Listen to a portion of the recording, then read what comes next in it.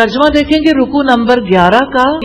وَلَقَدْ اور بلا شبہ یقیناً آتینا دی ہم نے موسیٰ علیہ السلام کو الکتاب کتاب وقفینا اور پے در پے بھیجے ہم نے من بعدہ بعد اس کے بالرسل بہت سے رسول وآتینا اور دی ہم نے عیسی ابن مریم عیسیٰ ابن مریم کو البینات روشن نشانیاں وَأَيَّدْنَاهُ اور مدد کی ہم نے اس کی بروح ساتھ روح کے القدس پاک. افکلما تو کیا جب کبھی جاءکم آیا تمہارے پاس رسول کوئی رسول بما ساتھ اس کے جو لا نہیں تہوا چاہتے تھے انفسکم تمہارے دل استکبرتم تکبر کیا تم نے ففریقاً چنانچہ کسی گروہ کو کذبتم جھٹلایا تم نے وفریقاً اور کسی گروہ کو تقتلون تم نے قتل کر دیا. وقالو اور انہوں نے کہا قلوبنا دل ہمارے غلف غلاف میں ہیں بلکہ لعنہم لعنت کی ان پر اللہ تعالی نے بکفرہم ان کے کفر کی وجہ سے فقلیلاً لہذا کم ہی ہے ما جس پر یؤمنون وہ ایمان لاتے ہیں. ولما اور جب جاءہم آ گئی ان کے پاس کتاب من عند اللہ تعالی کی طرف سے مصدق تصدیق کرنے والی ہے لما اس کی جو معہم پاس ہے ان کے وکانو حالانکہ تھے وہ من قبل پہلے اس سے یستفتحون وہ فتح مانگا کرتے تھے علی الذین ان لوگوں کے مقابلے میں کفرو جنہوں نے کفر کیا. فلما پھر جب جاءہم آ گئی وہ چیز ان کے پاس ما جسے عرفو انہوں نے پہچان لیا کفرو کفر کیا انہوں نے بھی اس کے ساتھ فلعنتو تو لعنت ہے اللہ تعالی کی علی الکافرین کافروں پر. بئس ما بری ہے جو اشترو انہوں نے بیچ دیا بھی جس کے بدلے انفسہم اپنے آپ کو ان یہ کہ یکفرو وہ انکار کر دیں بما اس کا جو انزلہ نازل کیا اللہ تعالی نے بغیاً ضد سے ان یہ کہ ینزلہ وہ نازل کرتا ہے اللہ تعالی من فضلہ اپنا کچھ فضل علی اوپر من جس پر یشاء وہ چاہتا ہے من عبادہ اپنے بندوں میں سے. فباؤ پھر وہ لوٹے بغضب غضب کے ساتھ علی غضب غضب پر وللکافرین اور کافروں کے لیے عذاب ہے مہین توہین آمیز. وَإِذَا اور جب قیلا کہا جاتا ہے لہم ان سے آمینو ایمان لاؤ بما اس پر جو انزلہ نازل کیا ہے اللہ تعالی نے قالو وہ کہتے ہیں نؤمنو ہم ایمان رکھتے ہیں بما ساتھ اس کے جو انزلہ نازل کیا گیا علینا ہم پر ویکفرون اور وہ کفر کرتے ہیں بما اس کا جو وراءہ اس کے علاوہ ہے وہوا حالانکہ وہ الحق حق ہے مصدقاً تصدیق کرنے والا ہے لما اس کی جو ماہم پاس ہے ان کے. قل آپ کہہ دو فلما تو کیوں تقتلون تم قتل کرتے تھے انبیاء کو اللہ تعالی کے من قبل اس سے پہلے ان اگر کنتم تھے تم مؤمنین ایمان لانے والے. وَلَقَدْ اور بلا شبہ یقیناً جاءکم آئے تمہارے پاس موسیٰ علیہ السلام بالبینات روشن نشانیاں لے کر. ثم پھر اتخذتم پکڑ لیا تم نے العجل بچڑے کو من بعدہ بعد اس کے وانتم حالانکہ تم ظالمون ظلم کرنے والے تھے. وَإِذْ اور جب اخذنا لیا ہم نے میثاقکم پختہ عہد تم سے ورفعنا اور اٹھایا ہم نے فوقکم اوپر تمہارے الطورا پہاڑ کو خذو پکڑو ما جو کچھ آتیناکم دیا ہم نے تمہیں بقوت قوت کے ساتھ واسمعوا اور سنو. قالو انہوں نے کہا سمعنا سنا ہم نے وعصینا اور ہم نے نافرمانی کی. واشربوا اور پلا دی گئی فی قلوبہم ان کے دلوں میں العجلہ بچڑے کی محبت یعنی بچڑے کی محبت کو پلا دیا گیا. کی محبت بریکٹ میں ہے. بکفرہم ان کے کفر کی وجہ سے. قل کہہ دو بئس ما بری چیز ہے جو یأمرکم حکم دیتا ہے تمہیں بہ جس کا ایمانکم ایمان تمہارا.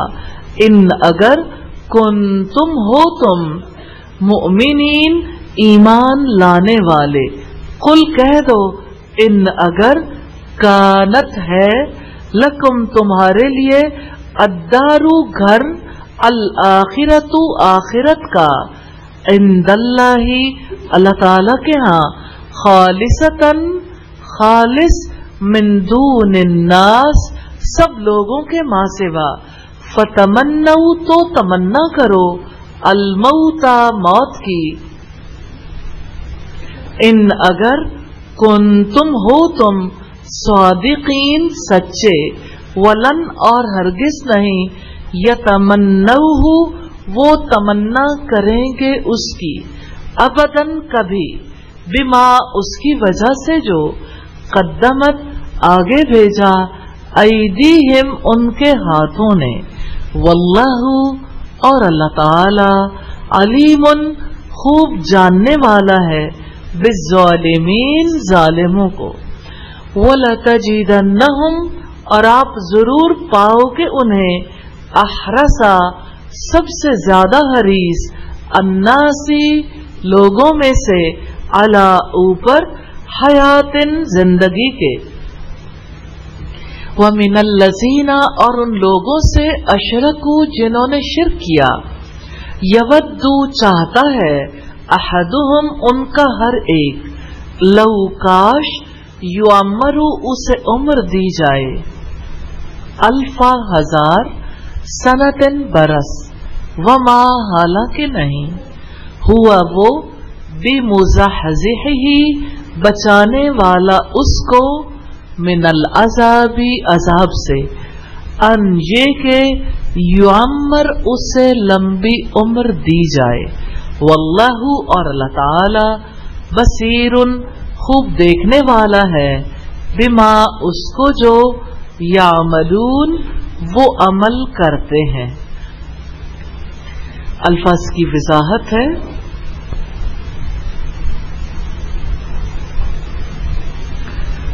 وَقَفَّيْنَا اور پے در پے بھیجے ہم نے.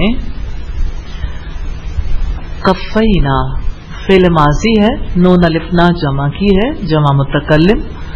کف جیسے مہرا ہے نا ایسے ہی ایک کے بعد ایک مہرا آتا ہے ایسے ہی پے در پے ایک کے بعد ایک نبی آتا رہا. یہ نبیوں کی لڑی ہے. قف فا یا اس کا روٹ ہے. وَأَيَّدْنَاهُ اور مدد کی ہم نے اس کی. حمزہ یا دال سے ہے. بروحن ساتھ روح کے. را واو ہا سے. القدس پاک قاف دال سین سے. تہوا چاہتے تھے. ہوا یہوی سے. ہا واو یا اس کا روٹ ہے. استکبر تم نے تکبر کیا. کاف با را سے. کذب تم جھٹلایا تم نے. کاف زال با سے. غلفن غلاف میں ہے. غین لام فا سے. لعنہم لعنت کی ان پر. لام عین نون سے. یستفتحون استفتاح مصدر سے ہے. الف سین تا کی وجہ سے طلب کا مانگنے کا مفہوم ہے. وہ فتح مانگا کرتے تھے. فتح اس کا روٹ ہے. عرفو انہوں نے پہچان لیا. عین را فا سے ہے. فلعنتو تو لعنت ہے. لام عین نون سے ہے. بئسما بری ہے جو. با حمزہ سین سے. بغین زد سے. با غین یا سے ہے. مہین توہین آمیز. ہا واو نون سے. اہانت توہین اسی سے ہے. وراءہ اس کے علاوہ ہے. واو را یا سے ہے. واسمعوا اور سنو سین میم عین سے. سمعنا اسی روٹ سے ہے. اسینا ہم نے نافرمانی کی. عین سواد یا سے. اشربو پلا دی گئی. شین را با سے. الدار گھر. دال واو را سے. الآخرۃ آخرت کا. حمزہ خا را سے ہے. خالصتاً خالص. خا لام سواد سے ہے. فتمنوا تو تمنا کرو. میم نون یا سے ہے. یہ تھوڑا سا دھیان سے دیکھیے گا. تمنا میں میم نون یا ہے. امنیتن کی جمع ہے. امنیتن جمع ہے نا امانی کی. اور تمنا اسی سے ہے. یتمنوہ وہ تمنا کریں گے اس کی. میم نون یا سے ہے. ابدن کبھی بھی. حمزہ با دال سے ہے. قدمت آگے بھیجا. قاف دال میم سے. وَلَتَجِدَنَّهُمْ اور آپ ضرور پاؤ گے انہیں. اس کو ضرور دیکھیں گے ہم. واو کو نکال دیں. لام لازم کرنے کے لیے البتہ ان چیزوں کے لیے آتا ہے. اور تا تم ہے. باقی رہ گیا جیم دال. وجدہ یجدو سے.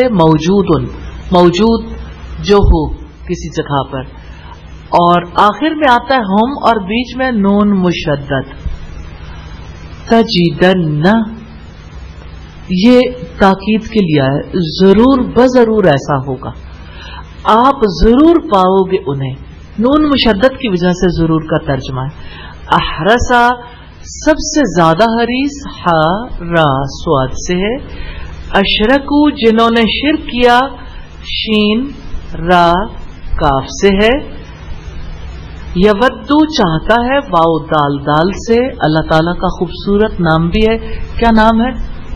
الودود. احدہم ان کا ہر ایک.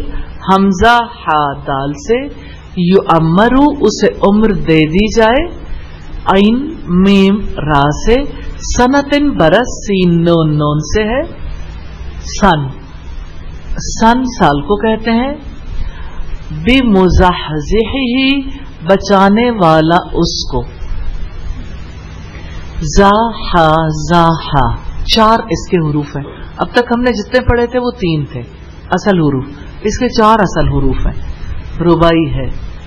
بمزحزحہ بچانے والا اس کو. آئیے تفسیر دیکھتے ہیں. الفاظ کی وضاحت. آیت نمبر 87 ہے.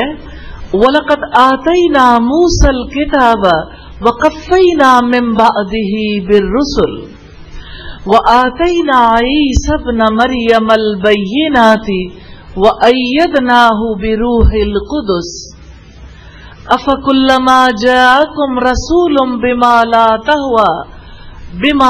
تہوى انفسکم استکبرتم ففریقا کذبتم وفریقا تقتلون.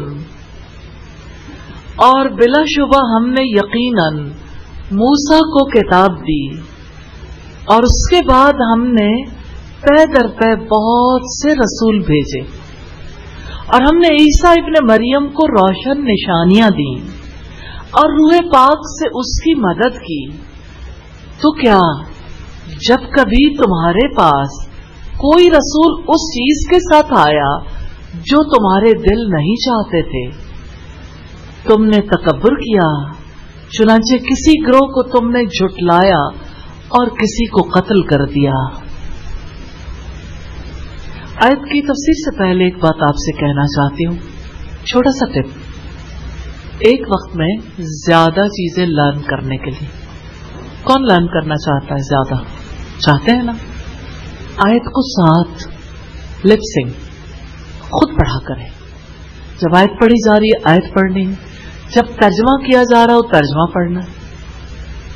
بہت ساری چیزیں ایسی آتی ہیں نا، انسان گریجولی غیر محسوس کانفیڈنس بھی گین کر جاتا ہے اور اللہ تعالیٰ کا کلام کسی کو پڑھ کر سنانے میں اسے کبھی رکاوٹ نہیں آتی. تو نئے سرے سے پورا پڑھنے کے بعد جب شروع کریں گے تو ایک دفعہ پھر وہی مشقت، تو شروع سے ہی اس مشقت کو دور کر لیں. اسی طرح سے جب ہم بیچ میں کوئی آیت پڑھتے ہیں، حدیث پڑھتے ہیں، آتی ہے نا ایسی چیزیں، آیت کا ٹکڑا پڑھتے ہیں، آپ نے اس وقت بھی خود ساتھ دہرانا، آواز سے نہیں، لپ سنگ. اس کی وجہ سے آپ کے لیے آسانی ہو جائے گی اور انشاءاللہ تفسیر کرنی آئے گی انشاءاللہ. ٹھیک ہے. یہود ایک ایسی قوم ہے جو سرکش بھی ہے، انہیں اپنی ذات پر بڑا مان بھی ہے، تکبر کرنے والی قوم ہے. وہ انبیاء کی مخالفت کرتے رہے اسی تکبر کی بنیاد پر. ایسے برے رویوں کے ساتھ اللہ تعالیٰ نے انہیں جینے کی مہلت دی ہے اور جو وہ کرنا چاہتے ہیں اس زندگی کی مہلت ان کے پاس ہے. بنی اسرائیل کے رویے ہیں جن کا ذکر اس آیت میں بھی کیا گیا. رب العزت نے فرمایا وَلَقَدْ آتَيْنَا مُوسَى الْكِتَابَ، اور بلا شبہ ہم نے یقیناً موسیٰ کو کتاب دی. بنی اسرائیل پر اپنے انعامات کا ذکر فرمایا اللہ تعالیٰ نے کہ انہیں کتاب مقدس تورات عطا کی اور یہودیوں نے اس پہ تحریف کر ڈالی، غلط تفسیر کی، اللہ تعالیٰ کے احکامات کی مخالفت کی. وَقَفَّيْنَا مِن بَعْدِهِ بِالرُّسُلِ، اب امیجن کر کے دیکھیں انبیاء کی نسل ہے اور پے در پے انبیاء ان کے اندر چلتے چلے آئے ہیں اور اس کے بعد ہم نے پے در پے بہت سے رسول بھیجے. رسول کیا کرتے تھے؟ تورات کے مطابق فیصلے کرتے تھے. اللہ تعالیٰ کی کتاب اللہ کے حکم کے مطابق، جیسا کہ سورہ المومنون میں ثم ارسلنا رسولنا تترا، پھر ہم نے پے در پے اپنے رسول بھیجے. سیدنا ابو ہریرہ سے روایت ہے، آپ صلی اللہ علیہ وسلم نے فرمایا بنی اسرائیل کے انبیاء ان کی سیاسی رہنمائی بھی کرتے تھے، پولیٹیکلی بھی انہیں گائیڈ کرتے تھے کہ آپ نے اس موقع پہ کیا طرز عمل اختیار کرنا. جب بھی ان کا کوئی نبی ہلاک ہو جاتا تو دوسرے ان کی جگہ موجود ہوتے. بخاری کی 3455 نمبر روایت. قرآن حکیم میں انبیاء کے نام آئے ہیں جیسے سیدنا ہارون، سیدنا ذوالکفل، سیدنا الیاس، سیدنا الیسع، سیدنا داؤد، سیدنا سلیمان، سیدنا زکریا، سیدنا یونس، سیدنا عزیر، سیدنا عیسیٰ، سیدنا یحییٰ علیہ السلام وغیرہ. وَآتَيْنَا عِیسَى ابْنَ مَرْیَمَ الْبَیِّنَاتِ، اور ہم نے عیسیٰ ابن مریم کو روشن نشانیاں دیں. پے در پے پیغمبر، حتیٰ کہ حضرت عیسیٰ علیہ السلام آ گئے اور اللہ تعالیٰ نے انہیں واضح نشانیاں دی. اتنے انعامات ہیں، ہر نبی کا آنا انعام کتاب کا آنا انعام اور معجزات کا ظاہر ہونا بھی ان کے لیے انعام تھا۔ عیسیٰ علیہ السلام نے بنی اسرائیل سے کہا تھا انی قد جئتکم بآیۃ من ربکم، بلا شبہ میں یقیناً تمہارے پاس تمہارے رب کی طرف سے نشانی لایا ہوں کہ میں یقیناً تمہارے لیے مٹی سے پرندے کی صورت جیسی چیز بناتا ہوں، پھر اس میں پھونک مارتا ہوں تو وہ اللہ تعالیٰ کے حکم سے پرندہ بن جاتا ہے، اور اللہ تعالیٰ کے حکم سے میں پیدائشی اندھے کو اور کوڑی کو ٹھیک کرتا ہوں اور مردوں کو بھی زندہ کرتا ہوں، اور میں تمہیں خبر دیتا ہوں کہ تم کیا کھاتے ہو اور کیا اپنے گھروں میں ذخیرہ کرتے ہو، بلا شبہ اس میں یقیناً تمہارے لیے نشانی ہے اگر تم ایمان والے ہو۔ یہ سورہ آل عمران کی آیت نمبر 49 ہے، جس سے ہمیں پتہ چلتا ہے کہ عیسیٰ علیہ السلام کو کون کون سے معجزات دیے گئے تھے۔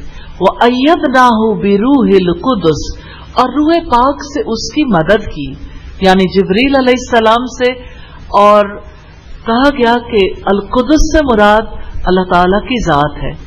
ابن جریر طبری نے اس بات کو درست قرار دیا ہے، اور اکثر مفسرین کہتے ہیں روح القدس سے مراد جبریل علیہ السلام ہے، فتح البیان اور ابن کثیر کی روایت ہے۔ معجزات جو عیسیٰ علیہ السلام پر آئے، معجزات جو موسیٰ علیہ السلام کے ہاتھ پر ظاہر کیے گئے، کس بات کی دلیل تھے کہ وہ اللہ کے پاس سے جس شریعت کو لے کر آئے ہیں وہ سچی ہے، مگر بنی اسرائیل نے جھٹلا دیا اور ان سے یعنی نبیوں سے حسد کیا، ان سے دشمنی رکھی۔ عیسیٰ علیہ السلام نے اپنی بعثت کے مقاصد بیان کرتے ہوئے فرمایا اور تصدیق کرنے والا ہوں اس کے لیے جو مجھ سے پہلے تورات میں سے ہے، اور تاکہ میں بعض وہ چیزیں تمہارے لیے حلال کر دوں جو تم پر حرام کی گئی تھیں، اور میں تمہارے پاس تمہارے رب کی نشانی لے کر آیا۔ 3 چیزیں مقاصد نبوت کے حوالے سے حضرت عیسیٰ علیہ السلام نے واضح کی، جو سورہ آل عمران کی آیت نمبر 50 میں بتائی گئی۔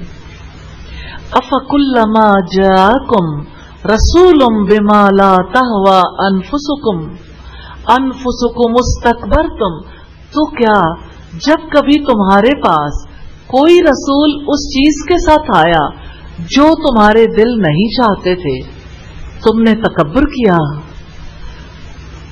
اگر تم محمد صلی اللہ علیہ وسلم پر ایمان نہیں لاتے تو یاد رکھو یہ نئی بات نہیں ہے، تم تو ہر دور میں بنی اسرائیل کے پیغمبروں کے ساتھ بھی دشمنی رکھتے رہے ہو، کیا تم نے انہیں قتل نہیں کیا؟ کیا تم نے نبیوں کو کنویں میں اندھا لٹکا کر مار نہیں ڈالا؟ تو اناد اور سرکشی تمہارے ڈیفالٹ میں ہے، اناد اور سرکشی تمہاری طبیعت کا خاصہ ہے۔ تو یہاں یہ والی بات توجہ طلب، بما لا تہوی انفسکم، جو ان کے دل نہیں چاہتے تھے۔ دیکھیں اندر اگر سرکشی ہے نا، اندر اگر تکبر ہے ڈیفالٹ میں، تو کس چیز کے لیے دل نہیں چاہتا؟ پھر ایمان کے لیے ماننے کو دل نہیں چاہتا۔ سرکشی کے ساتھ تو کوئی عام بات بھی نہیں مانتا، کو جا کے نبی کی بات مان جائے۔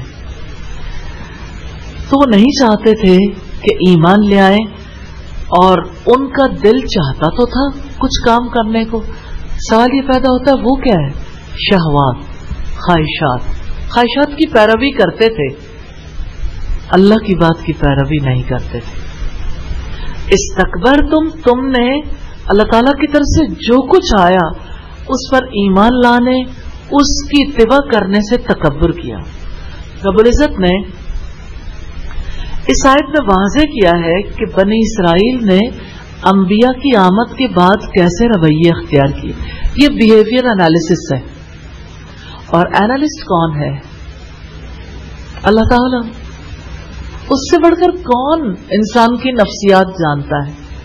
انالیسس کیا ہے کہ یہود کا رویہ سرکشی کا ہے، تکبر کا ہے، اناد کا ہے، ضد ہے ان کے اندر، انبیاء کی مخالفت ہے، دشمنی ہے، اور اپنی خواہشات کی پیروی۔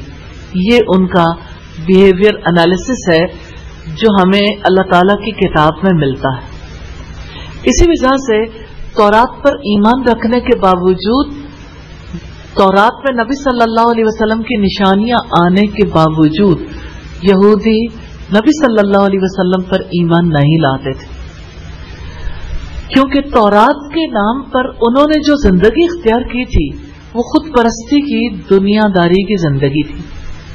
انہوں نے اپنی خواہشات پر اللہ تعالیٰ کی کتاب کا لیبل لگا رکھا کہ جو کچھ بھی ہم کریں ہمیں مسلمان مانا جائے، جیسے آج مسلمان کہتے ہیں۔ میں نے مسلمان کا لفظ دانستہ بولا ہے یہودیوں کے لیے، کیونکہ اللہ تعالیٰ نے کسی کو یہودی یا عیسائی بننے کا حکم نہیں دیا تھا، سبھی پہلے لوگ بھی مسلمان تھے۔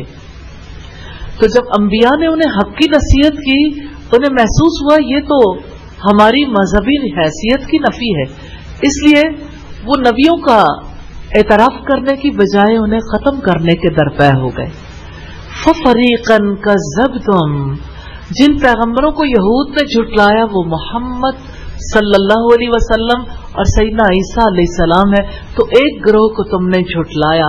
وَفَرِيقًا تَقْتُلُونَ، اور ایک گروہ کو تم قتل کرتے ہو، یعنی سیدنا یحییٰ علیہ السلام اور سیدنا زکریا علیہ السلام کو قتل کر دیا۔ یہود نے نبی صلی اللہ علیہ وسلم کو بھی قتل کرنے کی کوشش کی۔ سیدنا جابر سے مروی ہے کہ خیبر کی یہودن بکری کا گوشت زہر آلودہ کر کے نبی صلی اللہ علیہ وسلم کی خدمت میں لے کر آئی۔ نبی صلی اللہ علیہ وسلم نے اس کی دستی میں سے اٹھایا، کھانا شروع کیا، چند صحابہ نے بھی کھانا شروع کیا۔ جب کچھ کھا لیا تو رسول اللہ نے فرمایا کھانے پر سے ہاتھ اٹھا لو، اور یہودن کو بلانے کے لیے آدمی بھیجا۔ جب وہ آئی تو رسول اللہ نے پوچھا تو نے اس گوشت میں زہر ملایا ہے؟ اس نے پوچھا آپ کو کس نے خبر دی؟ آپ نے فرمایا بکری کے اس ہاتھ نے خبر دی ہے جو میرے ہاتھ میں ہے۔ اللہ تعالیٰ جس ذریعے سے چاہے اطلاع دیتے کہ میں نے اسے کھایا، اس نے مجھے بتا دیا کہ مجھ میں زہر ہے۔ اس نے اقرار کیا کہ میں نے یہ فعل اس وجہ سے کیا ہے کہ اگر آپ اللہ کے نبی ہیں تو آپ کو کچھ بھی نہیں ہوگا، اور اگر نہیں ہے تو آرام سے ہو جائیں گے، یعنی فوت ہو جائیں گے۔ جس نے گوشت کھایا تھا وہ وفات پا گیا، اور رسول اللہ صلی اللہ علیہ وسلم نے اس زہر کو نکالنے کے لیے اپنے شانے سے خون نکلوایا، یعنی حجامہ کروایا۔ تفسیر مظہری کی روایت ہے۔ سیدہ عائشہ نے بیان کیا کہ نبی کریم صلی اللہ علیہ وسلم اپنے مرض وفات میں فرماتے تھے کہ خیبر میں زہر آلود لقمہ جو میں نے اپنے منہ میں رکھ لیا تھا اس کی تکلیف آج بھی میں محسوس کرتا ہوں۔ ایسا معلوم ہوتا ہے کہ میری شہرت اس زہر کی تکلیف سے کٹ جائے گی۔ بخاری کی 4428 نمبر روایت ہے۔ اس سے آپ نبی صلی اللہ علیہ وسلم کی اس تکلیف کا اندازہ کر سکتے ہیں کہ وفات کے موقع پر آپ کو اپنی شہرت میں کتنی تکلیف تھی، اور وہ زہر کی وجہ سے دشمنی جو نسلوں سے چلی آ رہی تھی، حسد جو محمد صلی اللہ علیہ وسلم سے پہلے کے نبیوں کے ساتھ بھی تھا، یہ بنی اسرائیل کی ڈیفالٹ سیٹنگ میں ہے۔ تو یہود کا تورات کے ساتھ رویہ دیکھنے کی ضرورت ہے۔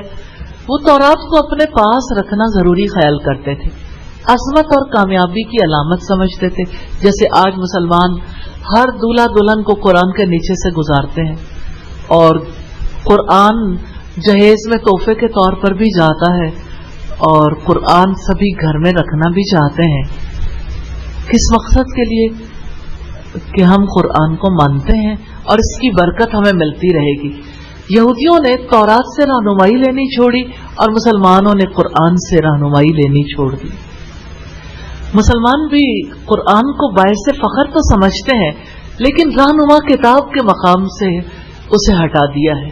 وَقَالُوا قُلُوبُنَا غُلْفٌ بَل لَّعَنَهُمُ اللَّهُ بِكُفْرِهِمْ فَقَلِيلًا مَّا يُؤْمِنُونَ، اور انہوں نے کہا کہ ہمارے دل غلاف میں ہیں، بلکہ اللہ تعالیٰ نے ان کے کفر کی وجہ سے ان پر لعنت کی، لہذا کم ہی ہے جس پر وہ ایمان لاتے ہیں۔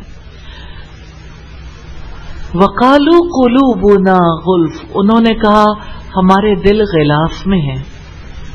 نبی صلی اللہ علیہ وسلم سے یہ کہتے تھے کہ ہمارے دلوں پر پردے پڑے ہوئے ہیں، اس سے مراد یہ ہے کہ ہمارے دل بڑے محفوظ ہیں، ان میں کوئی نئی بات داخل نہیں ہو سکتی، اب تک جو سوچا جو عمل کیا اسی پر قائم ہے۔ اب جانتے ہیں نا کسی کا عمل کیسے پختہ ہو جاتا ہے، نیکی یا گناہ پر کیسے پختہ ہوتا ہے؟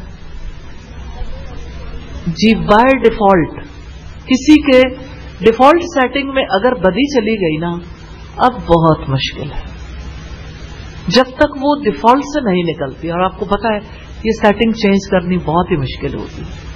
تو یہودی اپنے ہر بچے کے برین اور اس کے سب کانشیس میں اور اس کے ڈیفالٹ میں سرکشی اور بے اعتباری، بد اعتمادی اور حسد اور تکبر بائی ڈیفالٹ اس میں فٹ کر دیتے، تو ان کے بچے کے اندر یہی خصوصیت ہوتی۔ یہود سمجھتے تھے کہ ان کا عقیدہ پختہ ہے، اس لیے ہمیں جو کوئی کچھ بھی کہے گا ہم پر اثر نہیں ہوگا، حالانکہ جس عقیدے پر وہ قائم تھے وہ غلط تھا، اور جان لینے کے بعد اس پر جم جانا جاہلانہ تعصب تھا۔ انسان اگر تعصب کو عقیدے کی پختگی کا نام دے تو یہ خوبی نہیں ہے۔ اسرائیلی مفکر کہتے ہیں کہ ہماری مقدس کتابیں اور ان سے حاصل شدہ علم ہمارے دلوں کا محافظ ہے، اس نے غلاف کی طرح ہمارے دلوں کو لپیٹ رکھا ہے، وہ غلاف کوئی غیر ضروری چیز داخل نہیں ہونے دیتا، یعنی خود اپنی زبان سے تسلیم کرتے ہیں کہ اپنی مسخ شدہ کتابوں میں سے اپنے مطلب کی باتیں انہوں نے نکال لی ہیں، یاد کر لی ہیں، ان کے دلوں پر وہ ثبت ہو گئی ہیں، اب سب دروازے اصلاح کے لیے بند ہو گئے بدبختی کی وجہ سے، اب یہ کم ہی ایمان لائیں گے۔ سیدنا ابن عباس سے دوسرا قول یہ مروی ہے کہ یہود نے کہا ہمارے دل علم کے مخزن ہیں، پہلے ہی علم اور معرفت سے بھرے ہوئے ہیں، اب ان میں علم محمد کے لیے کوئی گنجائش نہیں۔ استغفر اللہ۔ بل لعنہم اللہ بکفرہم فقلیلا ما یؤمنون، بلکہ اللہ تعالیٰ نے ان کے کفر کی وجہ سے ان پر لعنت کی، لہذا کم ہی ہے جس پر وہ ایمان لاتے ہیں۔ اللہ تعالیٰ نے ان کے قول کی تردید کی اور کہا کہ ایسی بات نہیں ہے کہ ان کے دل قبول کرنے کی صلاحیت نہیں رکھتے، حق قبول کر سکتے ہیں، جس کی ڈیفالٹ سیٹنگ میں بھی خرابی ہو مشکل ہوتی ہے، لیکن ایسا نہیں ہے کہ ہو نہیں سکتا۔ اللہ تعالیٰ نے ان کے دل غلافوں میں ہونے کا سبب بیان کیا ہے کہ کفر اور عناد کی وجہ سے اللہ تعالیٰ کی طرف سے لعنت کر دی گئی، اللہ کی رحمت سے وہ دور ہو گئے، جس کی وجہ سے ان کے دلوں میں اللہ تعالیٰ کی بات کی سمجھ نہیں آتی۔ کیا آپ نے ایسے لوگ دیکھیں جو قرآن کو نہ سمجھنا چاہتے نہ سمجھتے؟ ایک بڑی تعداد، یہی حالت یہودیوں کی بھی تھی۔ اسی وجہ سے وہ تورات کے تھوڑے سے احکامات پر ایمان رکھتے تھے، کم ہی ایمان لائیں گے۔ یہ قتادہ کا قول ہے، وَلَمَّا جَاءَهُمْ كِتَابٌ مِّنْ عِندِ اللَّهِ مُصَدِّقٌ لِّمَا مَعَهُمْ وَكَانُوا مِنْ قَبْلُ يَسْتَفْتِحُونَ عَلَى الَّذِينَ كَفَرُوا فَلَمَّا جَاءَهُمْ مَا عَرَفُوا كَفَرُوا بِهِ فَلَعْنَةُ اللَّهِ عَلَى الْكَافِرِينَ۔ اور جب اللہ تعالیٰ کی طرف سے ان کے پاس ایک کتاب آ گئی جو اس کی تصدیق کرنے والی ہے جو ان کے پاس ہے، حالانکہ وہ اس سے پہلے کافروں پر فتح مانگا کرتے تھے، پھر جب وہ چیز ان کے پاس آ گئی جسے انہوں نے پہچان لیا تو انہوں نے اس کے ساتھ کفر کیا۔ کفر کرنے والوں پر اللہ تعالیٰ کی لعنت ہے۔ یہود جس نبی کی بعثت کی دعائیں مانگا کرتے تھے، اس کے مبعوث ہونے کے بعد انہوں نے کیا کیا؟ رب العزت نے فرمایا وَلَمَّا جَاءَهُمْ، اور جب اللہ تعالیٰ کی طرف سے ان کے پاس آ گئی کتاب من عند اللہ، اللہ کی کتاب اس کی جانب سے، اور کتاب کیسی تھی؟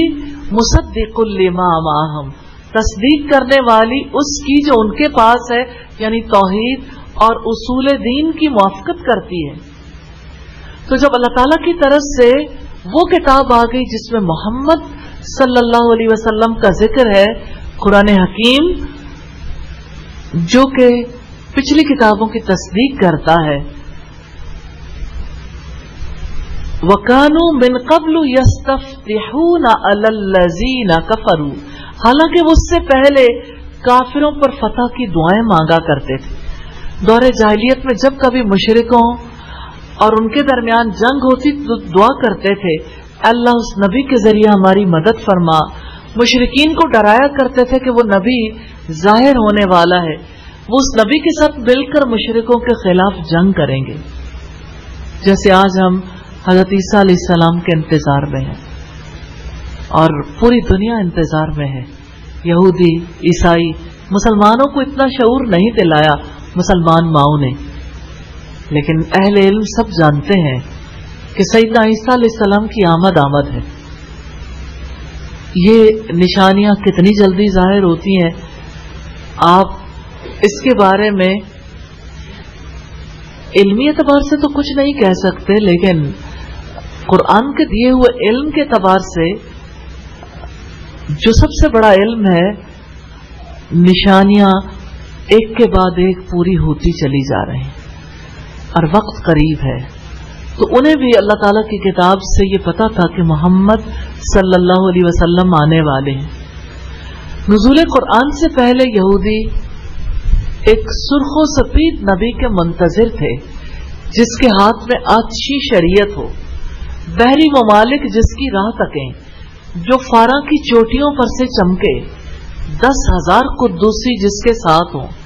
مگر جب وہ گورا چٹا نبی صحرائے عرب کی جھلس دینے والی فضا میں ظہور پذیر ہوا، جس کے ہاتھ میں آتشی شریعت تھی، جس کی فتوحات سمندروں تک پہنچی، تو انہوں نے انکار کر دیا.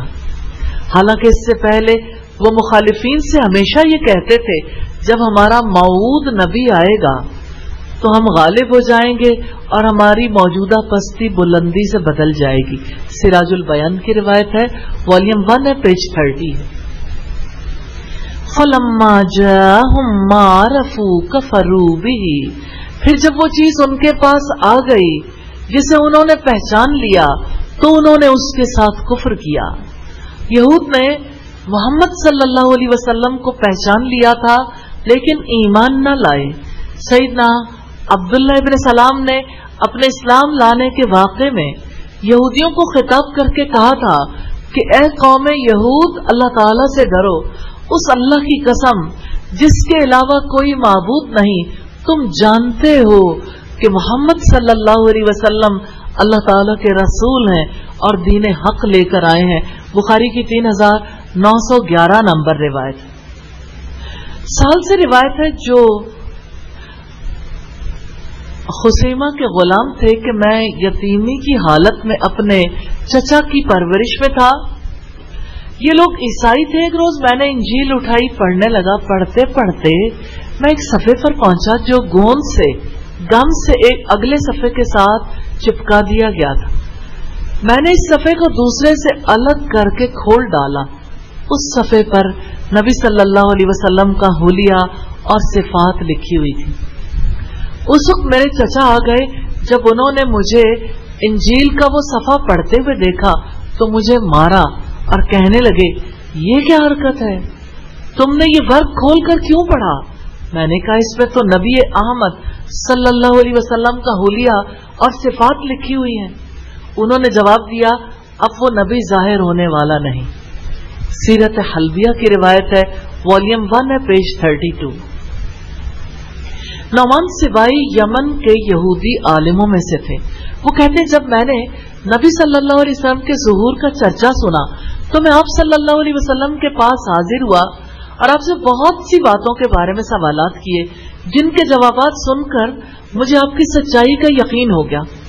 آخر اس کے بعد میں نے عرض کیا میرے والد جب تورات کا ایک سفر یعنی باب ختم کیا کرتے تھے تو یہ کہا کرتے تھے کہ تم اس باب کو یہودیوں کے سامنے اس وقت تک مت پڑھنا جب تک کہ تم یہ نہ سن لو ایک نبی یثرب میں ظاہر ہو گیا ہے.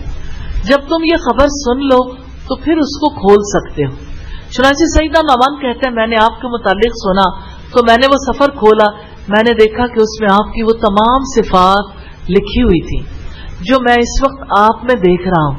پھر اس میں یہ سب تفصیلات تھیں کہ آپ کن چیزوں کو حلال قرار دیں گے, کن چیزوں کو حرام قرار دیں گے. اس کے بعد اس میں یہ لکھا تھا کہ آپ سب سے بہترین نبی ہیں اور آپ کی امت سب امتوں سے بہترین ہے, اور یہ کہ آپ کا نام احمد ہے اور آپ کی امت حماد ہوگی, یعنی تنہائی میں اور کھلے عام ہر طرح سے اللہ تعالیٰ کی حمد و ثنا بیان کرنے والی ہوگی. ان کی نظر و نیاز خود ان کی جانیں ہوں گی, یعنی اللہ تعالیٰ کا قرب اور نزدیکی حاصل کرنے کے لیے وہ لوگ اپنے جہاد میں اپنی جانوں کی سوغات پیش کریں گے. یہ کہ ان کی کتاب یعنی قرآن پاک ان کے سینوں میں محفوظ ہوگا, یہ سب کچھ پہلی کتابوں میں تھا, یعنی اپنی کتاب کی پوری حفاظت کریں گے. وہ جب بھی کسی لڑائی میں شریک ہوں گے تو جبریل علیہ السلام ان کے ساتھ ہوں گے, جو اس طرح اللہ تعالیٰ کی رحمت کا ان پر سایہ کیے رکھیں گے جیسے پرندہ اپنے بچوں پر چھایا رہتا ہے. پھر سیدنا نعمان کہتے ہیں مجھ سے میرے باپ نے کہا تھا کہ جب بھی تم اس نبی کے متعلق خبر سنو تو فوراً ان کے پاس حاضر ہونا, ان پر ایمان لانا, ان کی تصدیق کرنا. یہ واقعہ سن کر آپ صلی اللہ علیہ وسلم نے چاہا کہ آپ کے صحابہ بھی اس واقعے کو سنیں. چنانچہ ایک روز آپ نے سیدنا نعمان کو بلایا اور ان سے فرمایا اے نعمان ہمیں وہ واقعہ پھر سنا دو. چنانچہ نعمان نے رضی اللہ تعالی عنہ نے پورا واقعہ شروع سے آخر تک سنایا. جب نعمان رضی اللہ تعالی عنہ یہ واقعہ سنا رہے تھے اس وقت آپ کے چہرے مبارک پر مسکراہٹ تھی. آپ کا دل چاہتا ہے کہ آپ رسول اللہ کی مسکراہٹ دیکھ لیں کہ آپ کیسے مسکرائے تھے. واقعہ سن لینے کے بعد آپ نے فرمایا میں گواہی دیتا ہوں کہ میں اللہ تعالی کا رسول ہوں. یہ سیرت حلبیہ کی روایت ہے 37 اور 38 پر. ابن اسحاق کہتے ہیں مخیریق کا حال مجھ کو اس طرح پہنچا کہ مخیریق یہودیوں میں ایک عالم اور نہایت مالدار شخص تھے اور اپنی کتابوں کی روح سے رسول اللہ کی صفات سے بخوبی واقف تھے. جب احد کی جنگ کا موقع ہوا تو وہ ہفتے کا دن تھا اور مخیریق نے یہودیوں سے کہا اے گروہ یہود تم جانتے ہو کہ محمد صلی اللہ علیہ وسلم کی مدد کرنی تم پر لازم ہے. یہودیوں نے کہا آج ہفتے کا دن ہے. مخیریق نے کہا ہفتہ سے تمہارے واسطے کچھ نقصان نہیں ہے. پھر انہوں نے اپنے ہتھیار لیے اور نبی صلی اللہ علیہ وسلم کے ساتھ جنگ احد میں شریک ہو کر کفار کو خوب قتل کیا اور آخر خود بھی شہید ہوئے. چلتے وقت یہودیوں سے انہوں نے کہہ دیا تھا اگر میں قتل ہو گیا تو میرا سب مال محمد صلی اللہ علیہ وسلم کا ہے, وہ جو چاہیں اس کو کریں. راوی حدیث کہتے ہیں مجھے یہ روایت پہنچی کہ رسول اللہ صلی اللہ علیہ وسلم فرمایا کرتے تھے مخیریق بہترین یہود میں سے تھے اور نبی صلی اللہ علیہ وسلم نے مخیریق کے مال کو اپنے تصرف میں لیا اور مدینہ میں آپ کے عام اخراجات اسی سے ہوتے تھے. سیرت ابن ہشام کی روایت ہے والیوم 1 پیج 347. ابن اسحاق کہتے سیدنا ابن عباس سے روایت ہے کہ یہود اوس اور خزرج کے مقابلے میں رسول اللہ کے مبعوث ہونے سے پہلے آپ کے واسطے سے دعائے فتح کیا کرتے تھے. پھر جب آپ مبعوث ہوئے تو انہوں نے کفر کیا اور انکار کر گئے. سیدنا معاذ بن جبل اور بشر بن برا نے ان سے کہا کہ اے یہود اللہ سے ڈرو اور اسلام لے آؤ. پہلے تو تم ہم پر محمد صلی اللہ علیہ وسلم کے واسطے سے دعائے فتح کیا کرتے تھے اور ہم کو خبر دیتے تھے کہ وہ مبعوث ہونے والے ہیں اور ان کی صفات بیان کرتے تھے. اب ان پر ایمان کیوں نہیں لاتے ہو؟ سلام بن مشکم یہودی نے جو بنی نذیر میں سے تھا ان کو جواب دیا کہ محمد صلی اللہ علیہ وسلم کے پاس کوئی ایسی علامت نہیں ہے جس سے ہم ان کو پہچانے اور نہ محمد صلی اللہ علیہ وسلم وہ نبی ہیں جس کا ہم تم سے ذکر کرتے تھے. ابن ہشام کی روایت ہے والیوم 1 پیج 373. تو یہود کے جاہلی تعصبات اپنے گروہ سے باہر کے ایک نبی کا اعتراف کرنے میں رکاوٹ بن گئے. یہود کی سرکشی اور حسد اس اعتراف کے راستے کی رکاوٹ بن گئے. ان کو حسد یہ تھا کہ اللہ تعالیٰ جس پر چاہتا ہے اپنا فضل نازل فرماتا ہے. اللہ تعالیٰ نے یہ فضل نبوت ان کی بجائے کسی اور کو کیوں دے دیا؟ پھر فرمایا فلعنۃ اللہ علی الکافرین، کفر کرنے والوں پر اللہ تعالیٰ کی لعنت ہے. یہود جانتے تھے کہ محمد صلی اللہ علیہ وسلم اللہ تعالیٰ کے رسول ہیں. انہوں نے دنیا کو آخرت پر ترجیح دی. تو یہود میں سے ہر کافر پر اللہ تعالیٰ کی لعنت ہے کیونکہ انہوں نے اسلام کی دعوت کا انکار کیا. اللہ کے رسول اور اللہ کی کتاب سے کفر اس امر کی دلیل ہے کہ انہوں نے اپنے دلوں کے گرد جہالت اور تکبر کی فولادی دیوار اٹھا لی ہے، اپنے دلوں پر انکار کی مہریں لگا لی ہیں، اور یہ اپنے اس رویے کے باعث ملعون ہو گئے ہیں، اللہ تعالیٰ کی برکتوں سے ہمیشہ کے لیے محروم اور عذاب کے سزاوار بن گئے، اللہ کی لعنت ہے ان پر۔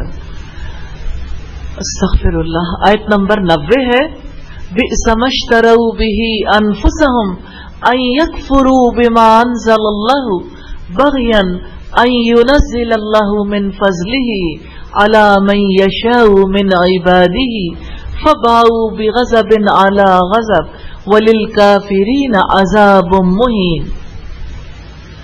بری ہے وہ جس کے بدلے میں انہوں نے اپنے آپ کو بیچ ڈالا کہ وہ انکار کر دیں اس کا جو اللہ تعالیٰ نے نازل کیا، اس ضد کی وجہ سے کہ اللہ تعالیٰ اپنا کچھ فضل اپنے بندوں میں سے جس پر چاہتا ہے نازل کرتا ہے، پھر وہ غضب پر غضب لے کر لوٹے، اور کافروں کے لیے توہین آمیز عذاب ہے۔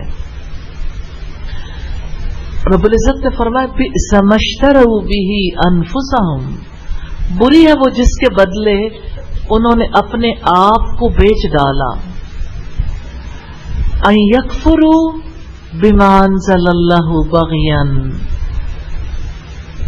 جانتے ہیں بیچا کیا اور خریدا کیا؟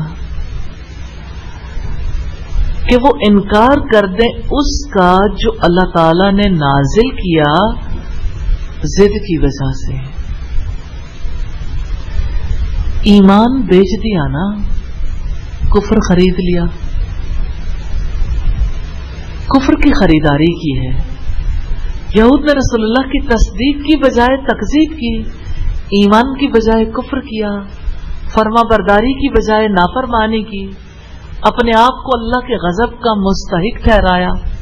انہوں نے اپنی کامیابی، اپنی سعادت، فلاح اور نجات کو ضد اور حسد کی بنا پر قربان کر دیا کہ یہ نبی ہماری نسل سے کیوں نہیں آیا، یہ سودا برا ہے جس کی خاطر انہوں نے اپنی جانوں کو بیچ ڈالا، اپنی ہمیشہ کی کامیابی قربان کر کے یہود نے صرف حسد اور ضد حاصل کی۔ آج کا یہودی حاسد ہے، ضدی ہے، کفر اختیار کیے ہوئے ہیں، تو اللہ تعالیٰ نے کہا کتنا برا سودا کیا، تمہیں کیا ملا؟ فرما برداری سے انسان کو اطمینان ملتا ہے نا، فرما برداری سے انسان کو جنت ملتی ہے۔ یہود کو نہ دنیا ملی نہ آخرت کی جنت، خود سودا کیا ہے۔ ان ينزل اللہ من فضلہ علی من یشاء من عبادی، کہ اللہ تعالیٰ اپنا کچھ فضل اپنے بندوں میں سے جس پر چاہتا ہے نازل کرتا ہے۔ اللہ تعالیٰ کے فضل سے مراد نبوت اور رسالت ہے۔ سوال یہ پیدا ہوتا ہے انہیں حسد کس بات پر تھا کہ اللہ تعالیٰ نے نبوت نبی صلی اللہ علیہ وسلم پر کیوں بھیجی؟ اپنی مرضی کیوں کرتے ہیں اللہ تعالیٰ؟ استغفر اللہ، ہماری مرضی سے نبی کیوں نہیں بھیجا گیا؟ سیدنا ابو ہریرہ سے روایت ہے نبی صلی اللہ علیہ وسلم نے فرمایا آپس میں حسد نہ کرو۔ ایک اور حدیث ہے آپ نے فرمایا حسد نیکیوں کو اس طرح کھا جاتا ہے جیسے آگ لکڑی کو کھا جاتی۔ حسد تو کینسر ہے۔ ہاں واقعی حاسد کا تو کچھ بھی نہیں بچتا، نہ ایمان، نہ اخلاق، نہ دنیا، نہ آخرت۔ فباؤ بغضب علی غضب، پھر وہ غضب پر غضب لے کر لوٹے۔ قتادہ رحمہ اللہ نے کہا پہلا غضب اس پر کہ انہوں نے عیسیٰ علیہ السلام اور انجیل کا انکار کیا، اور دوسرا غضب اس پر کہ انہوں نے محمد صلی اللہ علیہ وسلم اور قرآن کا انکار کیا۔ یہ الدر المنصور کی روایت۔ وَلِلْكَافِرِينَ عَذَابٌ مُهِينٌ، اور کافروں کے لیے توہین آمیز عذاب ہے۔ کیا آپ جانتے ہیں کفر کا سب سے بڑا سبب کیا ہے؟ حسد۔ یہودی کریں، عیسائی کریں، کافر کریں، کوئی بھی، اہل مکہ نے بھی تو حسد ہی کیا تھا نا۔ حسد اور بغض جانتے ہیں کس چیز سے پیدا ہوتا ہے؟ ہر چیز کی پیدائش کا کوئی ذریعہ ہوتا ہے نا۔ بغض، حسد بغض سے پیدا ہوتا ہے، اور بغض غرور سے پیدا ہوتا ہے۔ غرور، اپنی ذات کو بڑا سمجھنا، دھوکہ ہے نا۔ دنیا میں بھی ذلیل ہوئے، آخرت میں بھی یہی حسد کی سزا ہے۔ ان پر ذلت والے عذاب مسلط کر دیے گئے۔ رب العزت نے فرمایا ان الذین یستکبرون عن عبادتی سیدخلون جہنم داخرین، یقیناً جو لوگ میری عبادت سے تکبر کرتے ہیں جلد ہی وہ جہنم میں ذلیل ہو کر داخل ہوں گے۔ یہ سورہ غافر کی آیت نمبر 60 ہے۔ سیدنا عبداللہ ابن عمرو ابن عاص سے روایت ہے، نبی اکرم صلی اللہ علیہ وسلم نے فرمایا متکبر، گھمنڈ کرنے والے لوگوں کو قیامت کے دن میدان حشر میں چھوٹی چھوٹی چیونٹیوں کی مانند لوگوں کی صورتوں میں لایا جائے گا، انہیں ہر جگہ ذلت ڈھانپے رہے گی، پھر وہ جہنم کے ایک ایسے قید خانے کی طرف ہنکا دیے جائیں گے جس کا نام بولس ہے۔ اس میں انہیں بھڑکتی ہوئی آگ ابالے گی، اس میں جہنمیوں کے زخموں کی پیپ پیئیں گے، جسے طینۃ الخبال کہتے ہیں، یعنی سڑی ہوئی بدبودار کیچڑ۔ ترمذی کی 2492 نمبر روایت۔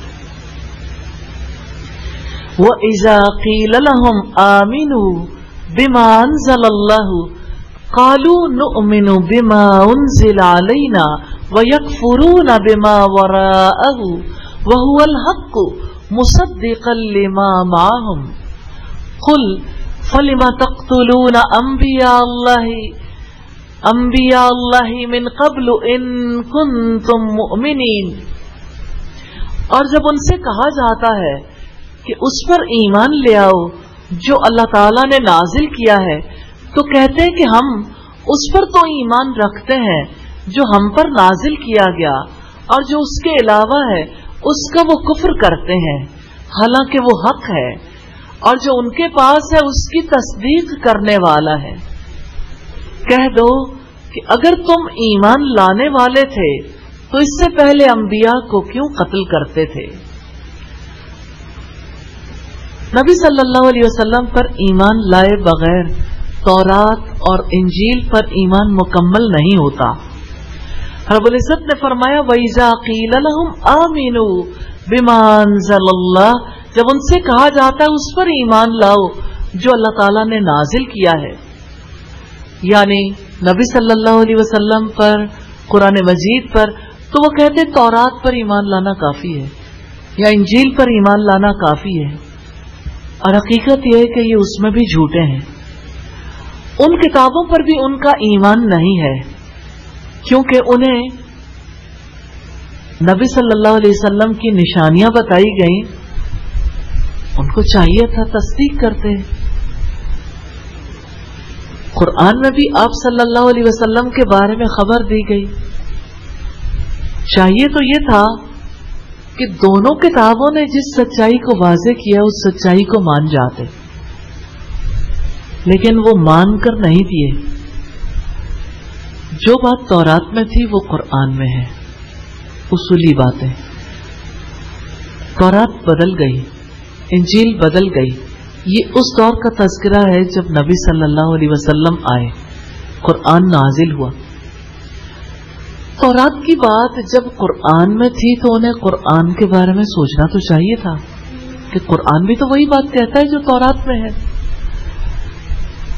تو آپ پر یعنی نبی صلی اللہ علیہ وسلم پر ایمان لانا تورات اور انجیل پر ایمان لانا ہی تو تھا۔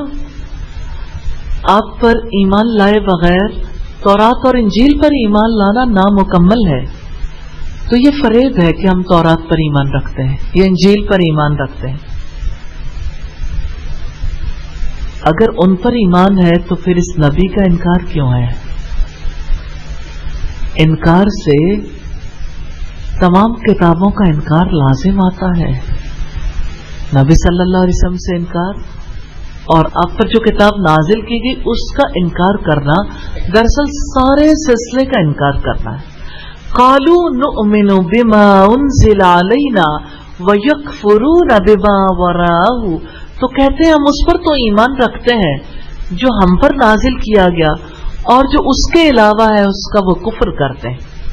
यहूद तौरात के सिवा सब किताबों का इनकार करते थे, हालांकि उन पर वाजिब था कि अल्लाह ताला की सब किताबों पर ईमान लाए। रब्बुल इज्जत ने यहूद के कुरान का इनकार करने का रद्द दो पहलुओं से किया है। फरमाया वहुवल हक, हालांकि वो हक है। ये कुरान अपने अहकामात, अपनी खबरों में हक पर मुश्तमिल है, हकी पर नाजिल किया गया, हक ताला की जानिब से। कुरान का इनकार अल्लाह ताला का इनकार, हक का इनकार है। कुरान मजीद का तमाम किताबों की तस्दीक करना जो अल्लाह ताला की तरफ से बनी इसराइल पर नाजिल की गई तकाजा करता है कि वो कुरान पर ईमान ले आए। और कुरान हकीम का इनकार दरअसल सारी किताबों का इनकार है। असल बात यह थी कि यहूद अल्लाह के रसूलों में भी तफरीक करते थे, किताबों में भी तफरीक करते थे, किसी पर ईमान लाते, किसी का कुफ्र करते। उनकी हालत तो ये थी कि वो अल्लाह की तरफ से आई हुई किताब में से भी जो उन पर नाजिल की गई किसी हुक्म को मानते थे, किसी हुक्म का इनकार कर देते थे।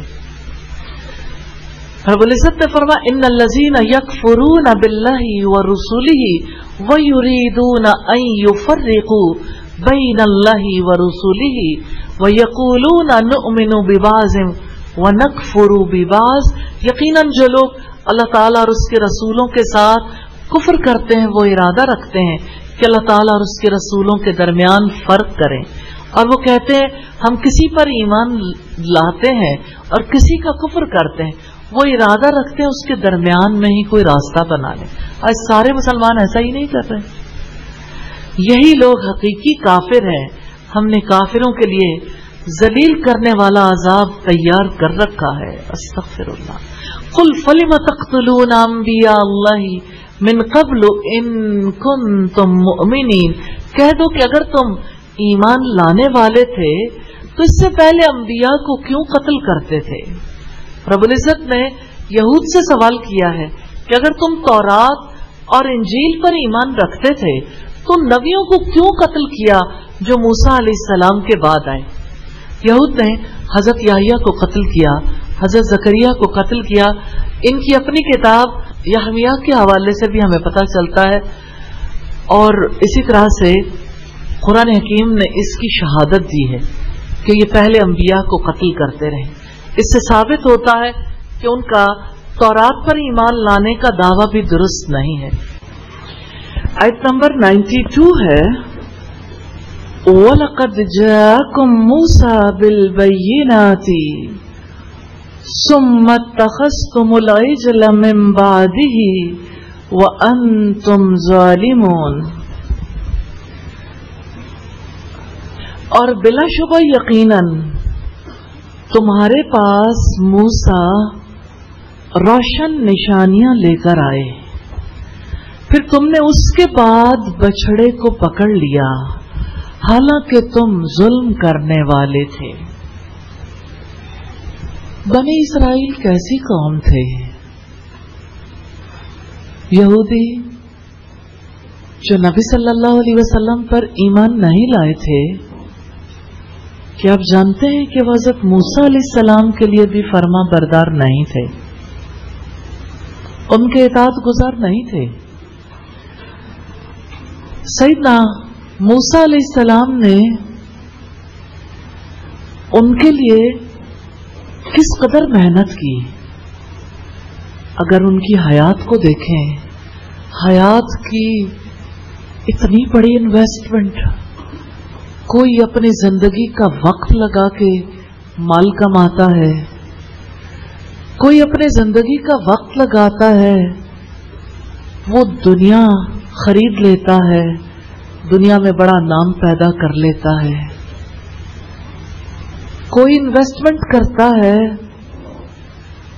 और قوم اس کی مطیع ہو جاتی ہے جیسے محمد صلی اللہ علیہ وسلم. اصلاح کے کام کا کتنا بڑا نتیجہ سامنے آیا، اس میں کوئی شک نہیں کہ نبی صلی اللہ علیہ وسلم نے اصلاح کا کام کیا تو آپ کے کام کے بعد بھی رزلٹ فوراً نہیں آیا، دشمنی کا سامنا کرنا پڑا. لیکن ایسا نہیں ہوا کہ لوگ زبان سے کہیں ہم ایمان لائے ہیں اور عملاً کچھ اور کر جائیں. اگر ہم یہ دیکھنا چاہیں کہ رسولوں نے کس قدر اپنا ٹائم انویسٹ کیا ہے انسانیت کے لیے، کوئی اس کو حقیقت کی نگاہ سے دیکھے تو رسولوں کا احسان محسوس کر کے اس پر یقین رکھتے ہوئے ان کے لیے دعائیں کرتا نہ تھکے کہ آج شکر گزاری کے لیے اللہ پاک نے جو طریقہ کار ہمیں دے دیا، ہم نبی صلی اللہ علیہ وسلم پر درود بھیجتے ہیں اور درود بھیجتے ہوئے اللہ تعالیٰ کی رحمتوں کا یقین رکھتے ہیں. الحمدللہ. لیکن وہ کیسی قوم تھی، ان کی زندگی میں کیا ان پر درود بھیجتی تھی؟ کیا ان کے احسانات کو محسوس کرتی تھی؟ اللہ کے رسول صلی اللہ علیہ وسلم پر آیات نازل ہوتی تھی تو صحابہ کرام کے ایمان میں اور زیادہ اضافہ ہوتا تھا. وہ اس بات کا یقین بھی رکھتے تھے اور اللہ تعالی کی مہربانی بھی تھی، جیسا کہ قرآن حکیم میں آتا ہے کہ وہ ہے جس نے ایمان کو تمہارے دلوں میں مزین کر دیا، تمہیں ایمان محبوب کر دیا اور کفر سے تمہیں نفرت دلا دی. تو وہ کفر سے نفرت کرنے والے ایمان سے محبت کرنے والے تھے. تذکرہ ہے ان افراد کا، اس قوم کا جو ایمان سے محبت نہیں رکھتے تھے لیکن زبان سے یہ کہتے ضرور تھے کہ ہم ایمان لائے. میں کبھی سوچتی ہوں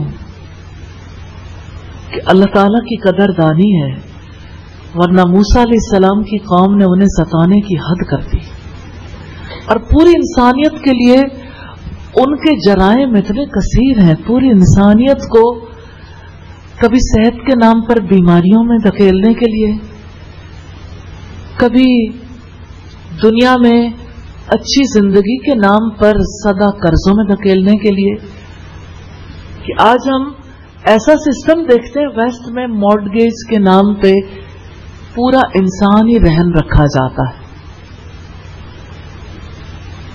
اس کے گھر کا سامان بھی، اس کے چلانے والے آلات بھی، اس کی گاڑی بھی، اس کا گھر، ہر چیز بینک سے لون لے کے اس کو نفع پہنچاتی ہے، لیکن اس کے بدلے میں اس کی صبح، اس کی شام، اس کی زندگی کا وقت، ہر چیز اس کی اپنی نہیں رہتی. وہ آزاد ہونے کے باوجود غلام ہوتا ہے. یہ ساری ٹیکنیک سوچنے والے پیچھے کون ہیں؟ یہ وہی لوگ ہیں جنہوں نے موسیٰ علیہ السلام کو ستایا تھا. اسی لیے نبی صلی اللہ علیہ وسلم اور صحابہ کرام کو اور بعد میں آنے والے مومنوں کو اللہ تعالیٰ نے حکم دیا تھا کہ یہود و نصارہ سے دوستی نہ کرنا، تم سے وہ ہرگز راضی نہیں ہو سکتے، نہ یہودی نہ عیسائی، جب تک کہ تم ان کی ملت پر نہ آ جاؤ، جب تک کہ تم ان کا طریقہ کار اختیار نہ کر لو. یہاں تذکرہ ہے اسی قوم کا. میں بار بار ان کے حالات و واقعات اس وجہ سے آپ کے سامنے رکھتی ہوں کہ آپ جب ایک قوم کے بارے میں جانتے ہیں، اس کا انالیسس دیکھتے ہیں کہ اتنی ڈیٹیل کے ساتھ رب العزت نے ان کا بیہیورل انالیسس کیا ہے. آخر کیوں؟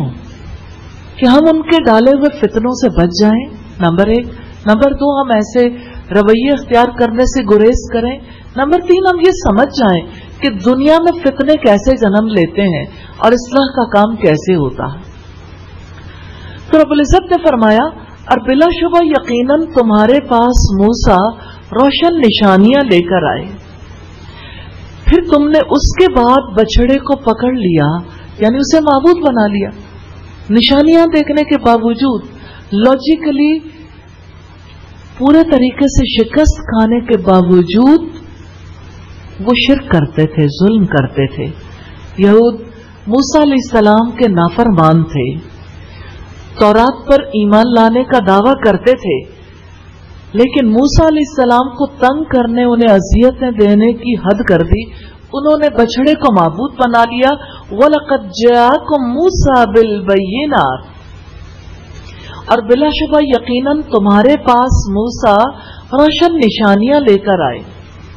सैयदना मूसा अलैहिस्सलाम एक अल्लाह ताला के माबूद होने पर और अपने रसूल होने पर रोशन निशानियां लेकर आए थे। यानी ये मोजज़ात क्यों आए थे?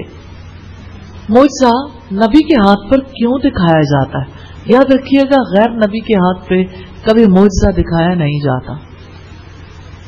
गैर नबी के हाथ पे करामत हो सकती है, और जादू तो आपको मालूम ही है, ये तो ईमान के साथ उसका कोई ताल्लुक नहीं है। जादू तो किसी काफिर के हाथ पे ही जाहिर होता है। तो हज़रत मूसा अलैहिस्सलाम के हाथ से जो मोजज़ात दिखाए गए, जो निशानियां दिखाई गई, बड़ी बड़ी 9 निशानियां थी। असा, यदे बैजा, बहुत जानते हैं आप, लाठी फेंके तो बड़ा अजदहा बन जाए, पकड़े तो फिर लाठी बन जाए। और ये आंखों का धोखा नहीं था, रियलिटी में। और फिर इसी तरह से हजरत मूसा अलैहिस्सलाम के पास लोग आ के तकलीफ का इजहार करते थे।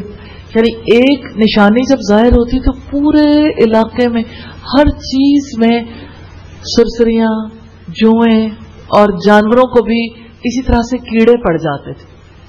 हत्ता कि पूरी कौम को समझ आ जाती थी हम कीड़ों से नजात नहीं पा सकते, ये अल्लाह का अजाब है। तो ये अल्लाह ताला की निशानी थी ना, जो अपने नबी के हाथ अल्लाह ताला ने दिखाई कि तुम्हारा जोर नहीं, तुम्हारी कुव्वत नहीं, कुव्वत अल्लाह के हाथ में। इसी तरह हर चीज का लहू बन जाना। आप इमेजिन कर सकते हैं कि फ्रिज में पानी रखा और निकालने लगे तो ब्लड। आपके किसी बर्तन में पानी पड़ा है, चाहे पाइप्स में है, चाहे किसी भी चीज में, अपने दौर के लिहाज से हर पानी का कतरा लहू में तब्दील हो जाए तो किसी की क्या कैफियत होगी। ब्लड तो जहां कहीं हो वहां इंसान की तबीयत मतलाने लगती है। तो उन्हें पता चल गया कि हम पकड़े गए, जोर वाले ने, कुव्वत वाले ने अपनी कुव्वत दिखाई है। इसी तरह की निशानियां इतने बड़े पैमाने पे दिखाई जाती थी। हर दफा हज़रत मूसा से कहते थे कि अल्लाह से दुआ करो कि वो एक बार हमें माफी दे दे, फिर हम ईमान ले आएंगे।